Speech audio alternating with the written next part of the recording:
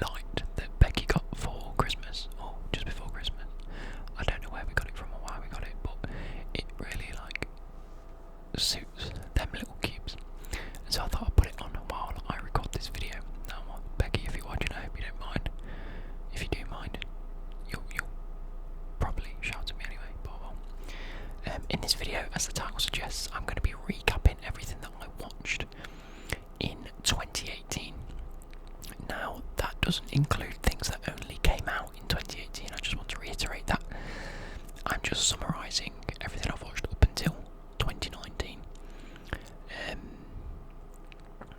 Because more than likely I binge watched a whole series of something, or I watched a movie that came out this year, or maybe, yeah, I'm doing movies and series in this episode, and the next episode I'll be going through albums that came out and anything music related. Now I do have a kind of Fanther.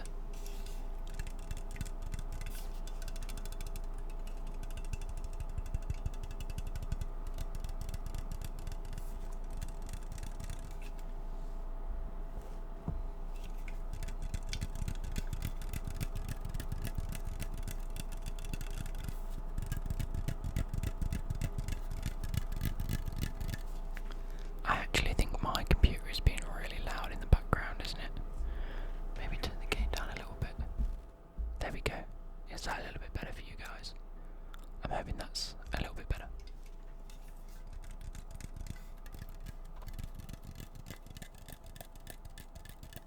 I can always adjust the audio settings afterwards. Make it a little bit louder. So, I am going to have to edit this bit because it's going to make a loud noise.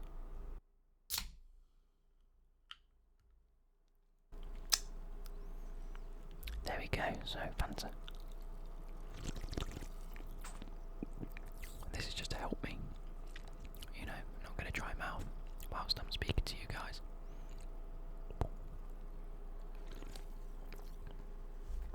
I have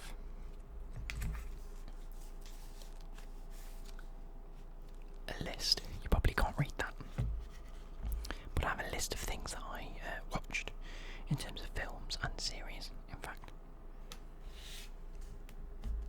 let me underline that one. And I've also rated them based on my overall sort of opinion of them. Now, if I like a series and I can't see anything wrong with the series, I'm giving it a 10 out of 10. It's as simple as that. I'm quite lenient with my ratings on things. However, if I didn't like something, or there was just something that bugged me, then I'm going to be brutally honest. I either rate something based on whether it was good or bad. In most terms, we'll go through. I'll also base it on like previous things. So say like I watch a series, and a new series has come out last year. I will be talking about all the series that have come out, and I will be talking about all the different series, and not how I rate them individually, but how I rate them as an overall series based on what I've watched. But if a new one comes out and it's terrible, I will mention that it's terrible, but I'll still give the series quite a high score, because overall as a series it's good, So without further ado, we're going to get on with the films. I do have a list of all the films I've watched. These aren't in any particular order, it just comes in on I googled the films that came out in 2018 and wrote down all the ones that I've watched. And surprisingly, usually when it comes to sort of December, the only ones I haven't, well, at the minute it's January obviously, but when it comes to sort of the new year, the only films that I haven't watched are ones that have come out like around November, December time, and I've caught up on all the others. However, there is quite a lot I didn't watch in 2018, and that surprised me because I thought I'd watched quite a lot, but it turns out I didn't. So I'm going to have to be watching them in the next couple of weeks, because 2016 and 17 I watched a lot of films. I went through a phase of just like coming home and putting a film on when I was playing FIFA. So, without further ado, we're going to start with The Hitman's Bodyguard. Now, I don't think that came out in 2018 because it wasn't on the list, but I remembered it as I think it was one of the last ones I wrote down, to be fair, even though it's at the top of the list. It's the only place I Hitman's Bodyguard. It was with Samuel L. Jackson and that other white guy that I'm probably going to get wrong. He also plays Deadpool. Oh, I can't remember. I'm really terrible at remembering actors' names. But it was with those two. I went to watch it in the cinema with Becky, and we both thoroughly enjoyed it. I was in stitches throughout the whole of it. It was really well put together, but also very, very funny, and I really enjoyed that. It was full of action, which isn't what we usually go to watch at the cinema. Usually I watch action films by myself. And I've also remembered another film that we watched, but I'm not sure it was last year, so I'm going to leave it out. But yes, The Hitman's Bodyguard. Obviously, when it comes to talking about the films, there's not much I can say because I don't really want to ruin the films, but also I probably can't entirely remember all of what happened. But I'm giving it a 9 out of 10, because it was an action film that it was more comical, and it was sort of in between. I don't think I can give it a 10 out of 10 because, it wasn't full on action and it wasn't full on comedy. It was in between. I mean, they had a perfect mix. But I scored nonetheless 9 out of 10. Now, another film that I watched, and it was probably, arguably the biggest movie of the year, is Avengers Infinity War. Now, I'm starting this off by saying I was really, really, really unimpressed. I just was. Whether it was just the simplicity of the movie, I don't know, it was just too obvious what was going to happen. It was sticking to the script. There was nothing that really threw me off, if that makes sense. There was nothing to make me go, oh. Even though the whole of the story and even the ending was supposed to make people go, oh, it was just so obvious. I think, although at the end of a film you expect the heroes to win, right? The obvious thing for Marvel to have done was to not let them win. If that makes sense, there was so much build up that you thought, oh, if they win now, it's just stupid. So by the time it came to the end and you saw that Thanos killed everyone, and I'm not spoiling anything there because I'm pretty sure everybody knows by now, Thanos killed almost everyone, or 50%, and quite a lot of the Avengers cast. By the time you got to that point, you went, oh, okay, what now? And now I've got to wait for another film to come out to find out what happens, and inevitably people are going to come back. I don't know, it's just going to be a bit like, oh, well, okay, they're either going to bring everyone back and find some shitty little loophole, or it's going to continue with half the cast and they've ruined half the universe, if that makes sense. So yeah, 6 out of 10 for that. It was a bit underwhelming. It was good cinematography. It was great CGI, and it was good to see everyone together, and it was a good film. But it was just a bit underwhelming. Moving on to Black Panther, sticking on the Marvel theme. That came out this year, and I must say, everyone was raving about it, and so I thought, oh, I'll go and watch it. And I was not unimpressed. So I was impressed. Double negatives. But yeah, I thoroughly enjoyed Black Panther. It was the right amount of, I don't know, difference for a Marvel film. You see all these superheroes, and although the storyline was pretty straightforward, as we meet a character, we see this, that, the other happen. There's difficulties, there's good times, and overall he wins. Although there was that, it was just so different to all the other Marvel films. I think everyone was like, and the fact, it had its African descent and, overall African theme, that did it wonders, and it was just a good film overall. I thoroughly enjoyed that. I think the plot and the characters were likeable, and so yeah, enjoyed it. 9 out of 10 I'm giving it, because again, it was quite straightforward in terms of the storyline, but a good film.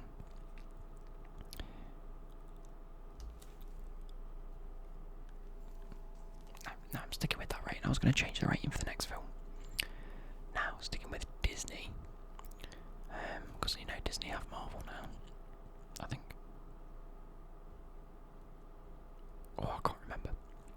Anyway, we're moving on to Disney film that I have been waiting for years and years and years, and when it was announced 2 years ago, because we're in 2019 now, so I have to say 2 years ago, I was honestly so excited.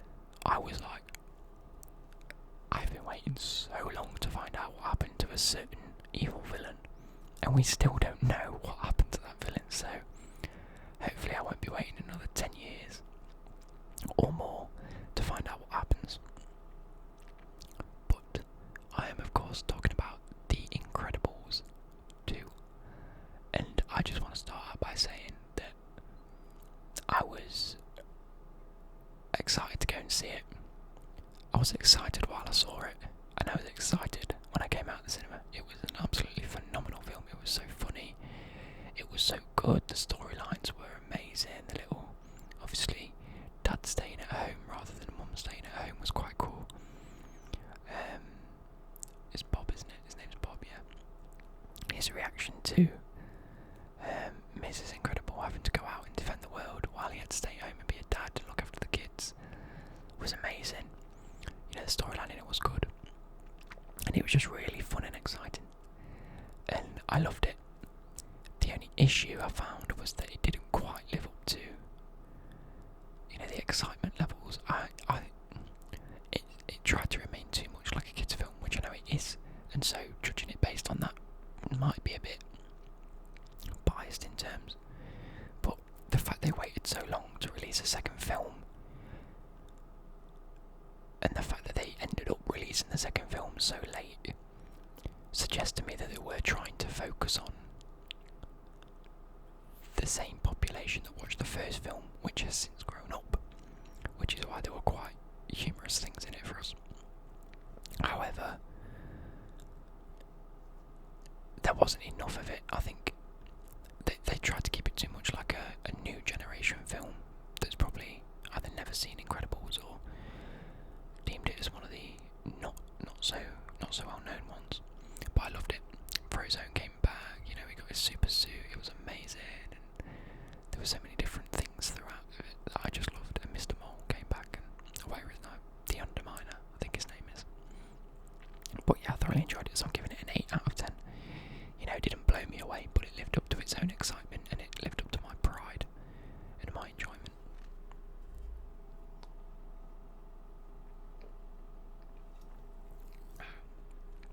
Now, next on the list is a film that pretty much came out of nowhere for me. I didn't see any build up to this up until like the adverts and a little bit of the marketing, and then it came out in cinemas, and this was Ready Player One. Now, I hadn't really heard much of it, and I think me, my brother, my girlfriend, her brother, decided to take a trip to the cinema one day. Ow, sorry, I've got something going in my eye.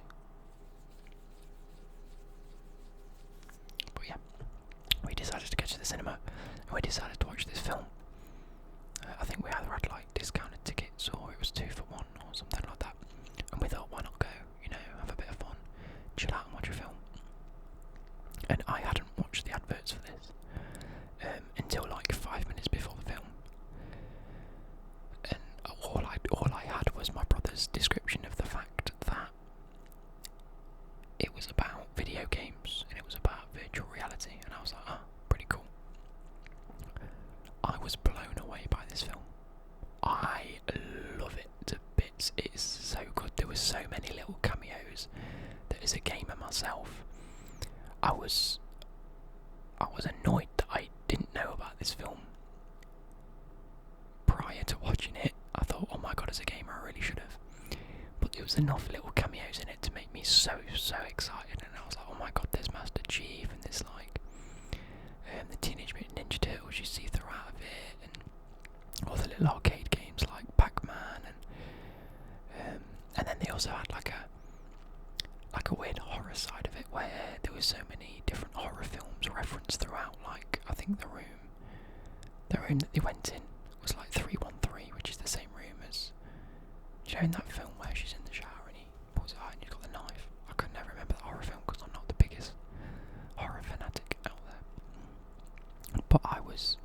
there were so many little things, and then of course, when I don't want to ruin it, but you see the Iron Giant, which as a kid I loved that film, and I cried at that film as a kid because it's a sad film, isn't it? Well, in the end, sorry if I've ruined that for anyone, but you know, it's Yonk's old. But when he came back, I was like, oh my god. There was also many film references as well, because you had like Godzilla, you had King Kong, you had so many different things in there that even as like, regardless of the storyline, would have made you excited to see loads of different things anyway.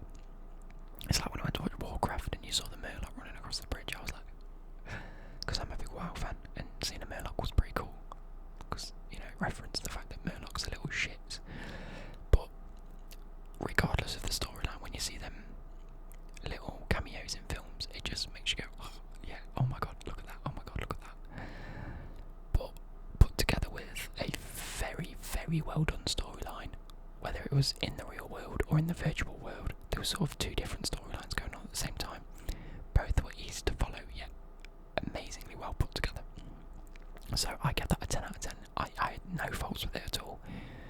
From a good storyline, the storyline's sort of more quest based inside the virtual reality, which was cool. You had to find 3 keys and then you unlocked certain things, and you became like a cool hero within the game, which is pretty cool. And then outside of it, it was more of a battling real world problems such as poverty and, you know, companies trying to get one up on another company, or trying to be the best out there and earning the most money, and basically doing anything to keep that dream alive. But yeah, amazing film. Next one you see, as you can see, wherever I decide to put the pictures of the films, I've gone with a Bird Box, because I watched Bird Box. Now, what I can say is I would rather have seen this Bird Box than the actual Bird Box. I don't understand where the hype came from. Right, I'm going to start from the beginning. I'm actually going to split these up. I'm going to do films, then I'm going to do series to keep them quite short, because I have this one and 2 others left, and that'll be a nice 20-25 minute video, and then I'll go on to series and record that tonight as well. I first heard of Bird Box, obviously it gained so much hype and so many views within the first few days, and Netflix was like, but on Facebook I saw an article, because you know you get them shit Facebook articles that said Netflix's new horror film is the scariest anyone's ever seen.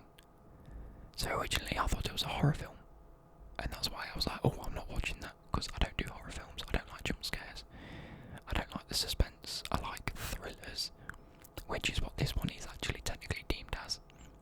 Once they get you like, oh my god, but I don't do jump scares, and I don't do things that I just find them all irrelevant, really. I don't do jump scares because it makes me feel shit, but I just find horror films like boring. It's like there's no, what's the point of being in a house that's like haunted and, you know, stuff like that. Anyway, so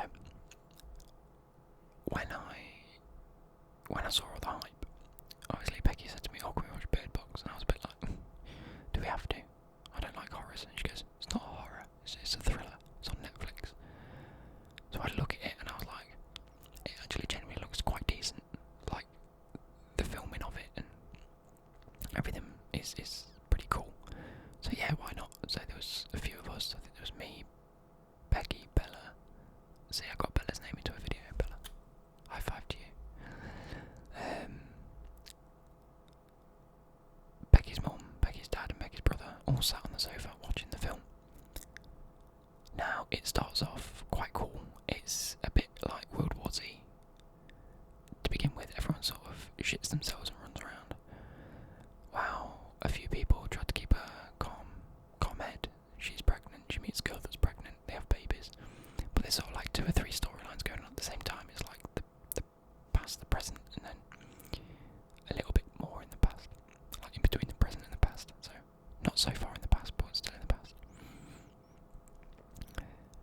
just ends. Why? You don't learn anything about the creatures / wind. She gets attacked by leaves. That's all we know. You look into it and you die. It's just a bit shit, and then they get to a place and it's like, oh, you're safe now. No, they're fucking not. It's just terrible. I literally sat there going, what was the point? Why did people need to tell me this? You learn about it. Spent so long talking about the past, yet you don't learn what happened. It then cuts to the present where you don't learn what's going on, and then ends. It's stupid. I hated it, and I rated it a 3 out of 10, and then 3 points come from a well-written script and decent cinematography, I guess. There was some shots of her rowing on the lake that were quite cool, but besides that, the actual film was crap. It was a load of toss. Who gives a shit about it? You know, it's terrible. Moving on. Jurassic World: Fallen Kingdom. Now, I'm not like, I love Jurassic Park, you know, the originals, but I'm not like an avid fan, and I'm not like, oh my god, they're the best films ever. They're just good films, and they're quite cool. And then obviously Chris Pratt came and did the first Jurassic World, not Jurassic Park, and I liked that. Yeah, I thought that was very good. It was well done. And then Jurassic World: Fallen Kingdom came out, and I was a bit like, okay, what are they going to do different this time? And lo and behold, they didn't. They just went back and saved the creatures that they deemed were too dangerous to be saved the first time around, and needed to have been left on the island.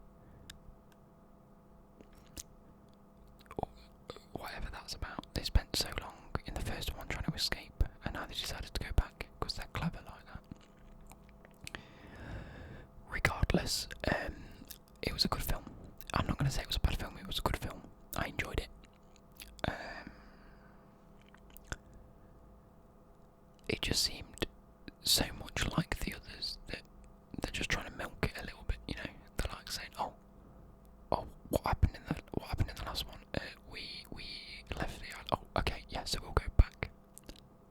Clever, but yeah, it was a good film. The storyline was okay. It was decent. It wasn't amazing. Some good CGI, you know, when they're going off that cliff. And when they fly off the cliff in that like ball thing and he's running, and then they like almost drown, and you know, there were some good scenes. I just think it was a little bit strange of a film, that's all. It just seemed so much not like Jurassic Park, yet exactly like Jurassic Park, that it was just a bit strange, and I didn't enjoy it as much as I thought I would. So I rated it a 6 out of 10. You know, it was a good film. The storyline was okay, but it was just a bit underwhelming, similar to Avengers. A little bit underwhelming.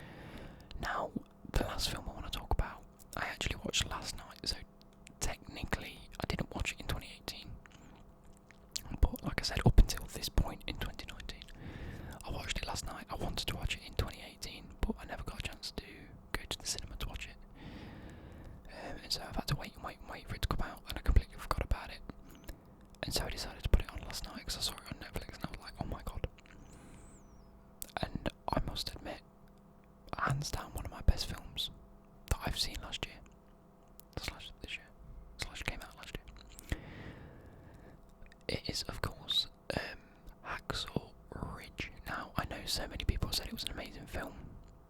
When I saw the advert, I thought, wow, this is going to be a good film. You know, it's an old war film.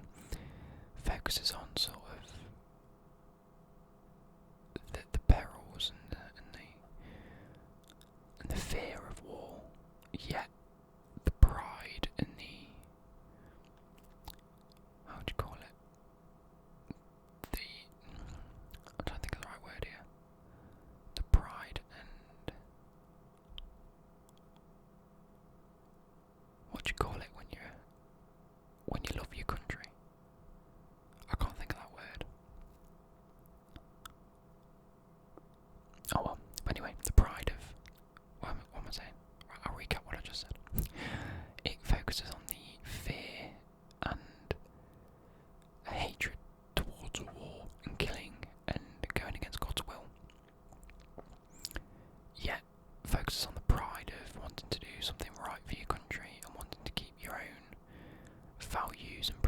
yours safe and wanting to keep your country safe. You know, Desmond Doss is an amazing character to play. You know, he was a real person, which I think makes it even better.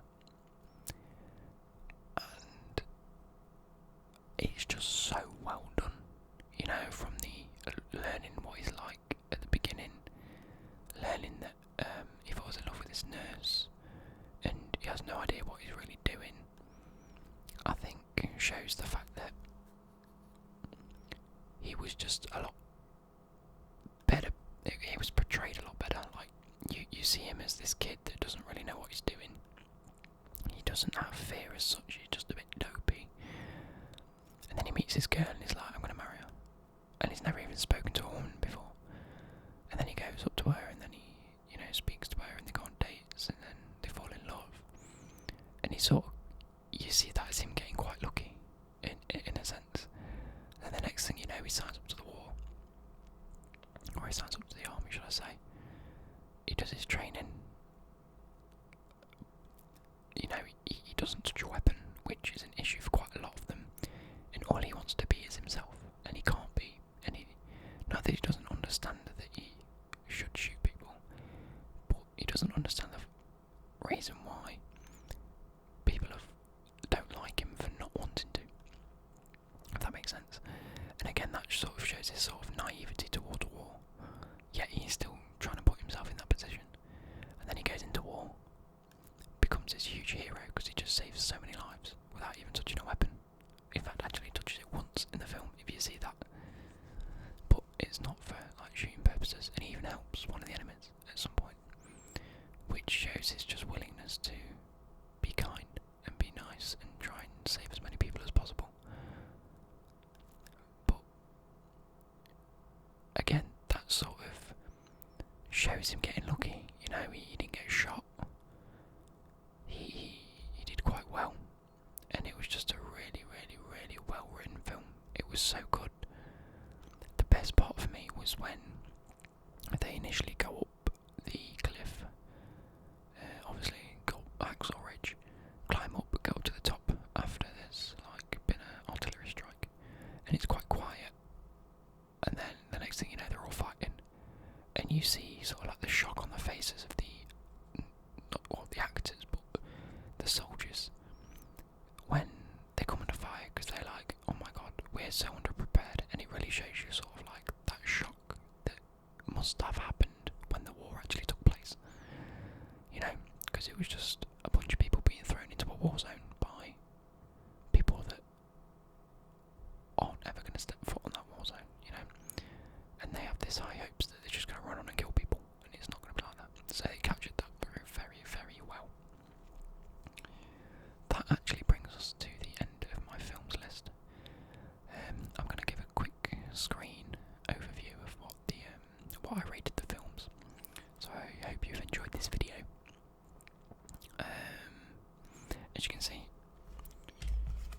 Hitman's Bodyguard scored a 9 out of 10. Good film. Avengers Infinity War, 6 out of 10. Black Panther, 9 out of 10. Incredibles 2, 8 out of 10. Ready Player One, 10 out of 10. Bird Box, 3 out of 10. Jurassic World, 6 out of 10. And then Hacksaw Ridge, 10 out of 10. So, I'll see you guys